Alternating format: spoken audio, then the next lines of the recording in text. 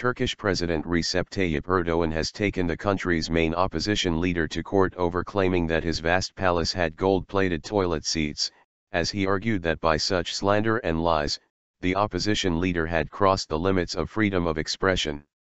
Freedom of expression and the right to criticize can never be used as a tool to violate the honor and reputation of people, which is secured by international texts, the Constitution, and laws, Erdoğan's lawyer, Muammer Cemaloğlu, said in a petition filed to court on June 2. While seeking 100,000 Turkish liras in compensation for non-pecuniary damages stemming from the slander and lies from Republican People's Party, CHP, leader Kemal Kılıçdaroğlu, Erdoğan's lawyer also appealed to the Ankara Civil Court of First Instance to order surveillance at the palace in order to prove the inaccuracy of Kılıçdaroğlu's statement. The heated quarrel was sparked when Kılıçdaroğlu raised the issue during an election rally held in Ankara on May 31, as he pledged welfare to people if he came to power in the June 7 elections. "I'm calling on my citizens who voted for the ruling party in the past. I don't think like them. I'm not eager for a palace, I'm not eager for a golden toilet seat, I'm not eager to hit the jackpot. I work only and only for this country's beautiful people," Kılıçdaroğlu said. Later in the same day, during an interview on public broadcaster TRT, Erdoğan called on the CHP leader to visit his presidential palace to see whether there was any golden toilet seat. The controversy extended to June 1, as Erdoğan reiterated his challenge to Kılıçdaroğlu during an address delivered to the public in the eastern Anatolian province of Idris, calling on the CHP head to resign if he could not find a golden toilet seat in the palace. Meanwhile, his Secretary General has already extended a written invitation to Kılıçdaroğlu to visit the palace.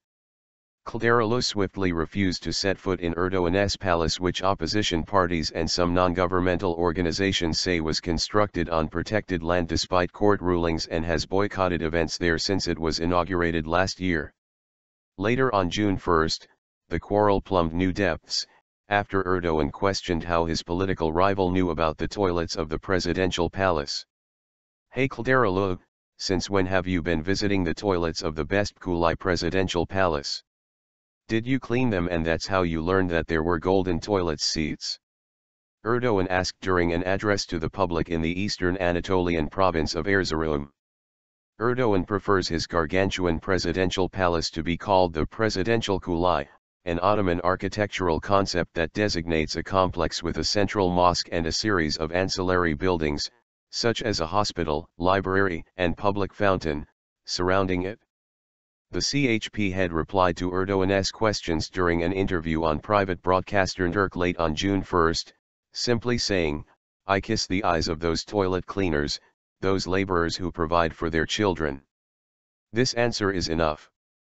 Kılıçdaroğlu also indicated that his remarks about gold-plated toilet seats were a reference to a provincial governor who in late May made headlines with an alleged gold-plated toilet seat in his bathroom. The governor later denied the claim, saying the toilet seat and bathroom accessories were actually made of chrome in a golden yellow color. Photographs of gold-plated toilet seat were in newspapers.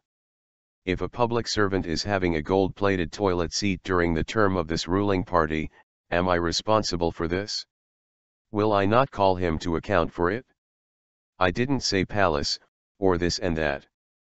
But I said something clearly: if gentlemen in Ankara are getting gold-plated toilet seats done, somebody in this country should think about this, Kılıçdaroğlu said. The Mr. took it personally, he added, referring to Erdoğan.